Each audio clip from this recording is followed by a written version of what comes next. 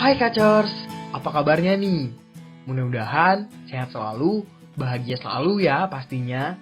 Dan kembali lagi di Bakso, episode keempat. Tentunya bakal ngebahas hal yang seru loh Kacers. Nah, karena kemarin abis ngomongin toxic positivity nih, kayaknya seru deh untuk ngebahas tentang toxic productivity. Nah, karena ngelihat kondisi sekarang, pandemi yang belum berakhir, banyak orang berlomba-lomba menjadi produktif untuk melakukan segala kegiatan dari rumah. Bener sih, menjadi produktif adalah salah satu kebiasaan yang positif. Akan tetapi, seseorang yang terlalu produktif dan mengerjakan banyak tugas secara berlebihan bukanlah hal yang baik loh Kacers. Tak jarang juga beberapa orang merasa tertinggal dan berusaha untuk memaksakan dirinya agar banyak kegiatan saat berada di rumah. Namun, harus diperhatikan pula, seseorang justru merasa tertekan akibat ikut berpartisipasi di hal yang serupa. Alhasil, tidak sedikit orang yang tanpa sadar justru terjebak dalam toxic productivity. Mau tahu nih kelanjutannya? Yuk, harus dengerin podcast kita sampai habis ya. Hai Kacers, nah kembali lagi nih di podcast Bakso, bincang asik, sosial, dan psikologi. Gak terasa sih udah episode keempat aja nih. Nah seperti biasa, gue gak bakal sendirian, ada Kamar di sini yang bakal nemenin gue, yang pastinya bakal ngebuat podcastnya tambah asik guys. Nah hai Kamar, apa kabarnya nih? Baik Za, lo gimana Za kabarnya? Alhamdulillah sih, baik juga. Boleh dong Kak kenalin diri dulu sama teman-teman Kacers nih, biar pada kenal. Hai Kacers, jadi kenalin ya, gue Maria, gue mahasiswa di Undip, dan Reza juga mahasiswa, jadi kita sama-sama mahasiswa nih Kacers. Salam kenal. Benar-benar. Oke, nah kali ini kita ngebahas seputar toxic lagi Kak. Nah kayaknya kemarin tuh seru banget nih bahasan Kadal sama Kadira ngebahas tentang toxic positivity. Nah kalau sekarang ini kita bakal ngobrolin tentang toxic productivity. Gue mau nanya dulu dong Kak sama Kamar, menurut Kakak tuh toxic productivity itu seperti apa sih? Kalau soal toxic productivity sebenarnya apa ya? Itu tuh hal yang sangat melekat sama diri kita, baik pelajar, pekerja, apalagi kalau misalkan pelajar itu mahasiswa tuh kerasa banget tuh toxic productivity-nya tuh pasti. Jadi intinya toxic productivity ini tuh ketika lo tuh udah ngerasa terlalu obses sama apa yang lo kerjain. Jadi lo tuh kayak pengen lo tuh sibuk, tapi sibuk lo tuh yang nggak ada tujuan gitu loh, gitu, nggak fokus. Padahal kalau misalkan lo tahu gitu ya, ini buat diri gue sendiri sih, maksudnya gue nasihatin diri gue sendiri. Padahal kalau misalkan lo tahu dengan orang-orang sukses gitu ya, ternyata mereka itu adalah orang-orang yang fokus gitu dan bisa membagi waktu-waktunya. Nah, jadi toxic productivity itu ya ketika lo udah obses banget lah sampai yang ngerugiin diri lo sendiri. Oke, nah untuk tanda-tandanya sendiri itu ada nggak sih Kak kayak, oh gue udah masuk ke toxic productivity nih, itu ada nggak sih Kak? Ya ada pasti, karena gimana ya, namanya toxic itu pasti tanda-tandanya nih udah ngeracunin atau istilahnya bad impact lah ke diri kita gitu. Nah, yang paling besarnya itu adalah yaitu tadi ketika obses dan ketika lo tuh udah nggak bisa consider terhadap waktu-waktu yang penting juga gitu. Nggak cuma waktu sibuk lo, tapi waktu istirahat lo tuh udah terbengkalai. Terus juga waktu-waktu kayak misalkan makan gitu, lo bisa sampai yang kayak makannya cuma sekali, minumnya cuma beberapa kali, terus lo tidurnya cuma berapa ya, misalkan 3 jam sehari. Nah itu berarti lo udah tanda-tanda nih udah masuk toxic productivity. Nah ini nih mau nanya lagi nih Kak, sebenarnya tuh Kamar pernah nggak sih terjebak di situasi toxic productivity? Boleh dong ceritain pengalaman yang kejebaknya itu kayak gimana sama teman-teman Kacers? Ya, kalau misalkan toxic productivity ya itu tadi gue sebenarnya masih nasehatin diri gue sendiri gitu. Jadi kalau gue tuh terjebak cukup lama, bisa sampai yang istilahnya tuh yang bertahun-tahun di toxic productivity, karena basicnya gue itu adalah orang yang bisa dibilang terlalu ambisius, yang ambisiusnya tuh yang bisa sampai kecewa atau yang nyalahin diri sendiri kalau gue nggak bisa dapet achievement yang gue mau gitu, atau misalkan social standard yang gue mau. Nah itu gue bisa desperate banget. Nah akhirnya dengan gue memfulfill hasrat gue tersebut, ya gue melakukan toxic productivity itu gitu kan. Contohnya tuh, jadi pas ketika gue SMP, itu kalau di SMP gue jadi apa ya, kayak di rankinginnya tuh satu angkatan. Nah gue sebagai orang yang sangat ambisius banget ini gitu kan, gue tuh pengen banget gue pokoknya harus juara nih seangkatan gue kayak gitu.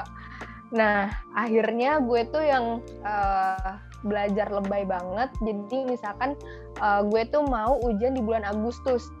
Nah di bulan Februari, Maret gue tuh udah kayak buat di buku yang besar, buku tebel gitu, jadwal-jadwal gue, dan gue harus patuh terhadap jadwal tersebut gitu.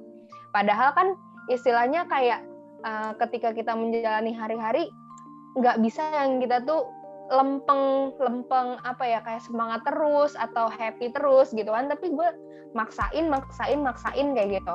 Nah terus ketika SMA pun gitu ya, gue kayak ikut organisasi sampai gue juga Sabtu Minggu gue tetap ikut gitu. Akhirnya orang tua gue kayak apa ya, protes ke gue gitu, jangan terlalu aktif lah, malah digituin gue, jangan terlalu aktif, jangan terlalu ini gitu. Nah terus kebawa tuh habit gue yang terlalu achiever itu sampai gue kuliah, dan gue nggak yang terlalu terjebak di toxic productivity itu ketika gue semester 5 ini. Padahal gue kan sekarang semester 6, jadi gue tuh sebenarnya baru-baru ini aja gue tuh mulai nggak toxic ke diri gue gitu. Bahkan gue pun kayak apa ya istilahnya, dinasehatin sama psikiater gue juga, jangan terlalu keras sama diri sendiri, jangan terlalu apa ya istilahnya, jahat lah ke diri sendiri dengan produktif yang berlebihan gitu sih Za, kalau pengalaman gue. Nah kalau lo nih gimana? Nggak beda jauh sih sebenarnya Kak. Ya sama, kalau gue mah karena kuliah nih di Jawa, nah sedangkan gue tuh nggak di Jawa gitu kan, jadi kayak ngerantau gitu kan, jauh. Terus kayak orang tua gue tuh punya apa ya, punya planning ke gue tuh, kayak punya harapan juga tuh, kayak gede banget gitu ya. Tapi kayak gue ngerasain aja gitu, mereka sih nggak bilang, tapi kayak gue ngerasa ya jadinya kayak gitu. Jadi kayak ambisius juga jatuhnya. Jadi kayak kalau misalnya turun nilai dikit, kenapa sih, terus jadi kayak sebelum mau ujian tuh sering ngebahas, kadang nggak tidur bahkan, tapi sama teman-teman juga ada yang kayak gitu. Nah tapi sampai lupa juga nih makan, kadang makan juga kan kalau misalnya serius dan kayak ambis sama sesuatu, kayak nggak selera, nggak punya nafsu makan gitu, jadi kayak cuma makan cemilan dan gimana. Dan kemarin tuh sempet juga gue tuh sakit tuh gara-gara itu juga. Nah sampai orang tua juga nasehatin, ya nggak masalah lah, masalah kuliah yang penting jalanin aja dengan baik. Kita nggak harap, maksudnya ya mereka nggak harap yang terbaik, cuman nggak usah terlalu memaksakan diri kayak gitu sih.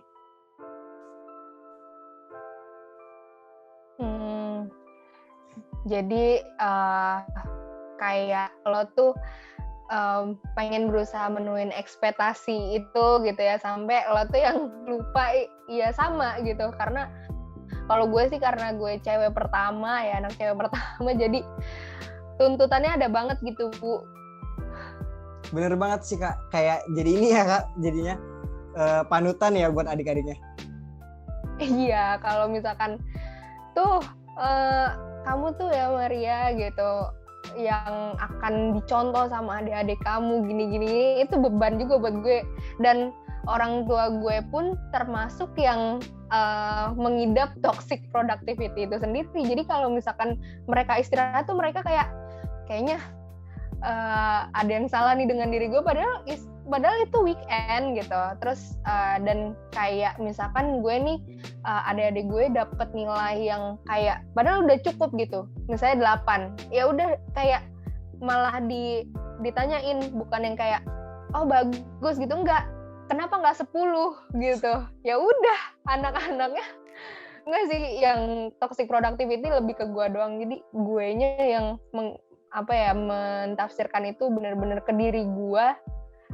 Ya udah, gue akhirnya memacu tapi terlalu berlebihan. Iya benar sih Kak. Tapi bagus juga, nggak tahu ya bagus atau enggaknya. Cuman kayak kalau misalnya kita berhasil nih, pasti nih kalau misalnya kayak Kamar kan, lihat tuh kakak lo tuh, keren banget dia. Pasti kayak gitu nggak sih Kak?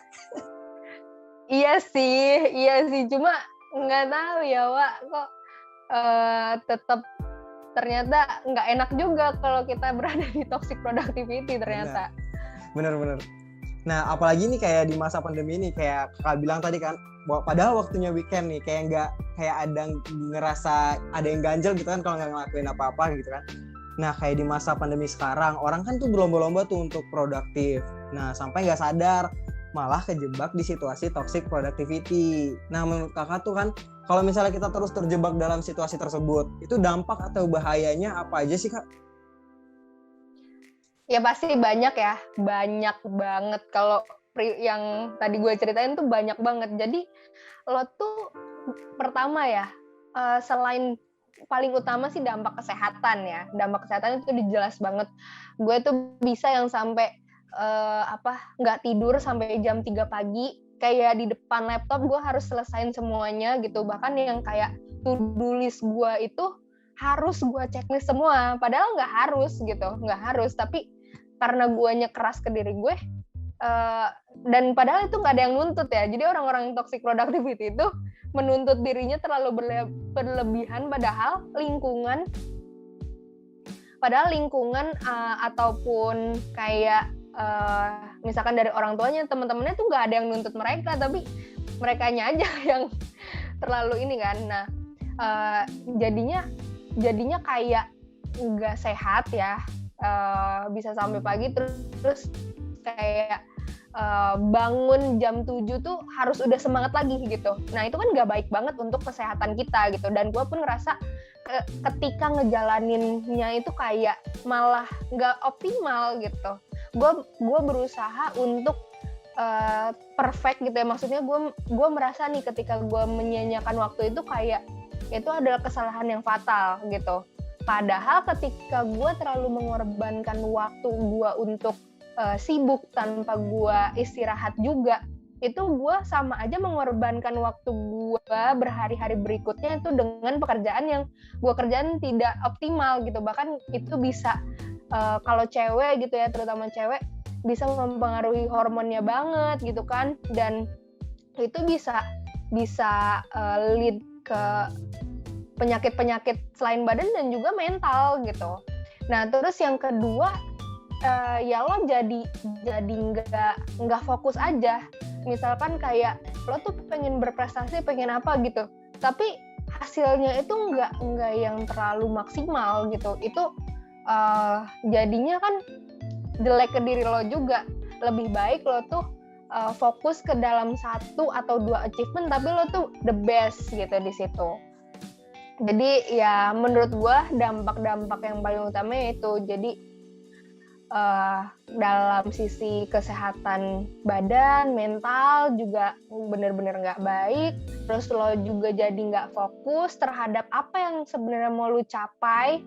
Terus lo juga jadi berkurang quality time lo sama orang-orang tersayang. Justru bahkan bisa ngebuat lo tuh kurang gitu.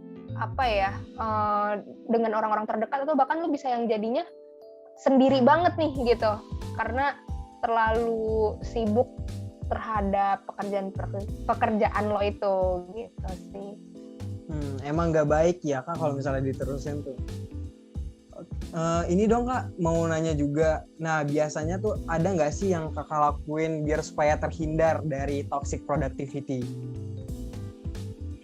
Kalau misalkan dari gue nih ya, itu apa ya? Jadi gue tuh belajar untuk lepas ya toxic productivity itu selama bertahun-tahun. Jadi gue tuh di toxic productivity ini ngerasa stres. Maksudnya secara badan gue ngerasa capek banget, pikiran gue, mental gue tuh gue capek banget, tapi gue enjoy. Jadi ngerasanya tuh enjoy, dan ketika nggak ngelakuin tuh ngerasanya tuh bener-bener yang merasa bersalah, desperate banget gitu, yang frustasi kayak gitu-gitu. Nah, jadi tipsnya adalah pertama sadar dulu bahwa lo tuh manusia, bukan robot gitu. Lo tuh bukan robot yang bisa melek gerak sampai tergantung baterai gitu. Lo tuh punya banyak faktor-faktor dan banyak kebutuhan yang selain achievement lo itu. Mungkin achievement lo itu juga kebutuhan ya, tapi untuk lo bisa long term gitu, ya lo harus consider bahwa lo punya kebutuhan lain. Bahkan bokap gue itu sampai yang nasehatin gue supaya, ini Maria ayo dong sadar gitu kan, jangan terlalu sibuk. Nah itu sampai kayak, Maria, kamu kalau misalkan pilih antara sehat dan sukses, kamu pilih sehat ya, kayak gitu.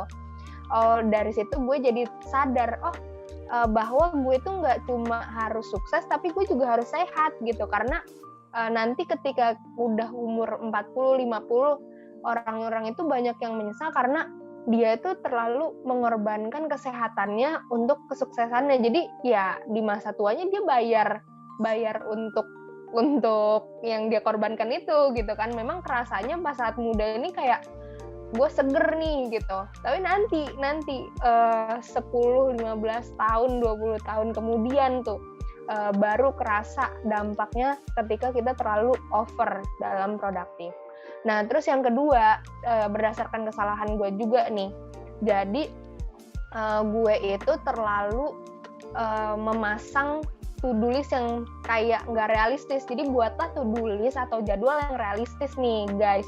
Jadi gue tuh bisa yang sehari gue harus menyelesaikan misalkan 4 pekerjaan dalam sekaligus gitu. Jadi akibatnya gue ya pusing kayak gue memusingkan diri gue sendiri gitu kan. Nah akhirnya gue pun belajar untuk fokus, itu tadi ya, fokus. Jadi sehari gue hanya melakukan atau harus menyelesaikan 1 pekerjaan tersebut gitu.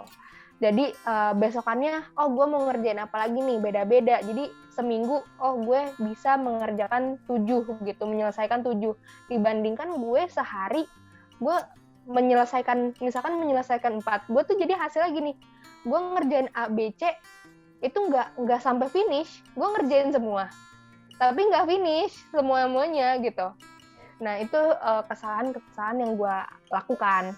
Nah terus mungkin juga kalau untuk tips lainnya, coba kayak ini sih, kalau misalkan kita nih sebagai anak muda atau apa ya, kalau gue di ekonomi itu ada namanya opportunity cost gitu. Nah itu ngebuat gue sadar bahwa yang kita korbankan untuk istirahat itu juga sebenarnya worth it gitu buat kita, karena nanti di hari berikutnya kita bisa segar, bisa fokus gitu, dan kita ngerjainnya maksimal gitu sih, Za. Keren sih Kak, ntar bakal gue cobain sih biar supaya nih terhindar dari toxic productivity nih. Nah gimana nih teman-teman Kacers, asik banget kan ya, sampai nggak kerasa nih, ya kita udah di akhir. Tapi jangan sedih dulu, kita bakal tetap update podcast setiap minggunya dan bakal ngebahas hal-hal yang menarik guys. Nah biar nggak ketinggalan, terus pantengin langsung dan follow aja Instagram kita di @kawancerita.id. Dan jangan lupa juga untuk follow Spotify dan subscribe YouTube kita ya. Nah kalau misalnya teman-teman Kacers ada saran masukan untuk tema-tema podcast selanjutnya, kalian boleh aja langsung komen di YouTube kita dan juga bisa DM Instagram di @kawancerita.id. Nah, gue mau ngucapin juga nih Kak, makasih banget gua Kamar untuk udah mau nemenin nih di podcast Bakso episode keempat. Makasih banyak ya Kak. Semoga sehat selalu, Makasih keluarga juga, di sana Za. sehat. Iya, dan teman-teman Kacers juga pada sehat ya Kak. Nah, sekian dari Reja dan Kamars. Dadah Kacers. Kacers.